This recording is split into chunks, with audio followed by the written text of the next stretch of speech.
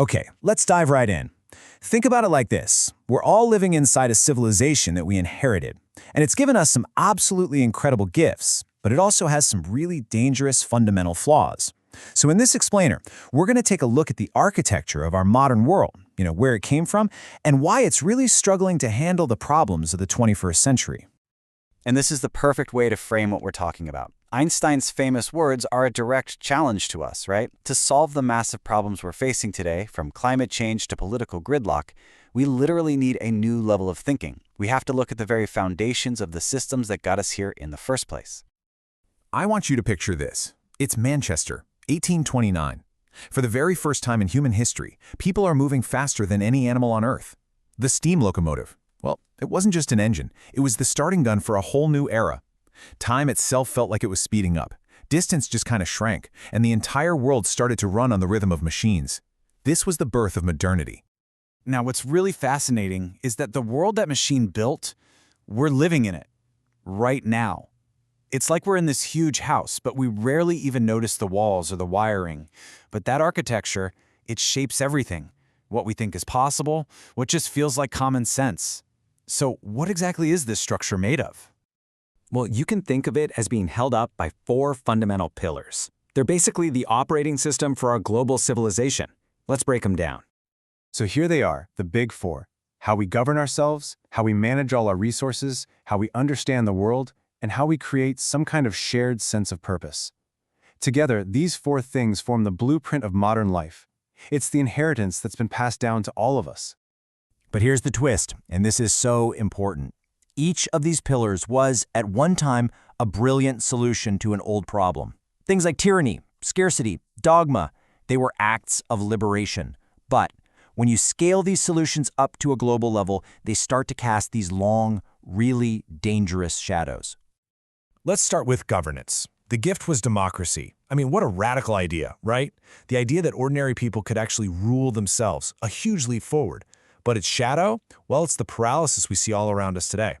Short-term election cycles reward quick sound bites over long-term stewardship, and the whole system can get captured by powerful financial interests, pushing the will of the people to the side. And listen, this isn't just a feeling people have. A major academic study actually found that the preferences of the average American citizen have a statistically negligible impact on public policy. Negligible. It seems the democratic dream has drifted pretty far from its original promise. And that drift in our politics is so tightly wound up with our second pillar, the economy.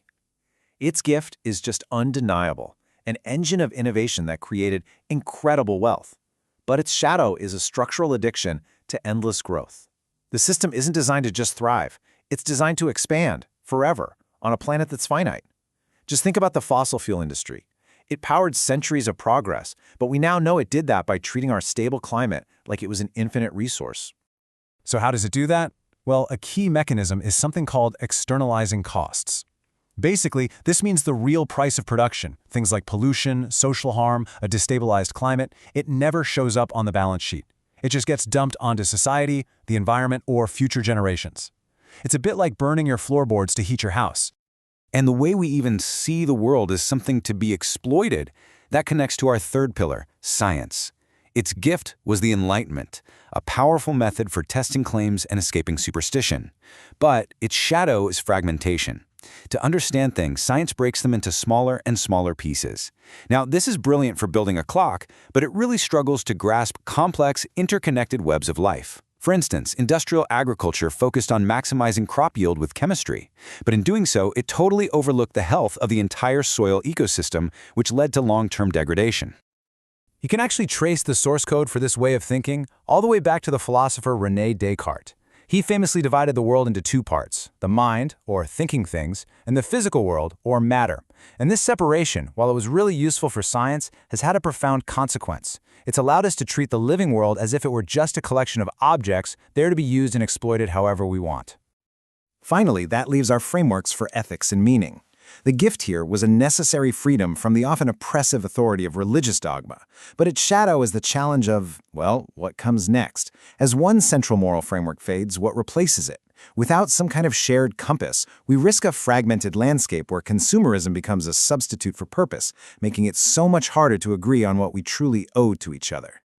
So we have these four pillars, each with its own internal crises. But what holds them all together? The political container we call the nation-state. And that container, which was designed centuries ago, is now springing some pretty serious leaks. This brings us to a major problem. See, the world is organized into competing nation-states, and each one is basically looking out for its own interests. This system, which has been around for centuries, is now actually preventing us from solving global problems like climate change, which absolutely require us to work together. Just look at our biggest challenges. They simply don't respect borders. Carbon emissions, financial meltdowns, viral disinformation, the AI revolution, they all just overflow the rigid container of the nation-state. And that makes our old tools for governance pretty much obsolete. So, what does all this mean? It means our task is to shift from being the passive heirs of this architecture to becoming its active designers. This isn't about blaming anyone. It's about a clear-eyed assessment of a really big design challenge. And the crucial point is this. Our institutions aren't evil. They're simply legacy systems. They were brilliant solutions for a world that just doesn't exist anymore. Now, they're profoundly misaligned with the complexity and the interdependence of our planetary reality. This slide really shows the kind of shift in thinking we need. We have to move from a system that's based on extraction and competition to one that's based on regeneration and cooperation, from fragmentation to integration, and from a focus on short-term profit to a focus on long-term well-being. So I'll just leave you with this thought. We are standing at a unique and, yes, pretty sobering moment in history. We're the architects now. The question is no longer whether our inherited systems are flawed, but whether we have the courage and the wisdom to actually begin the work of redesigning them.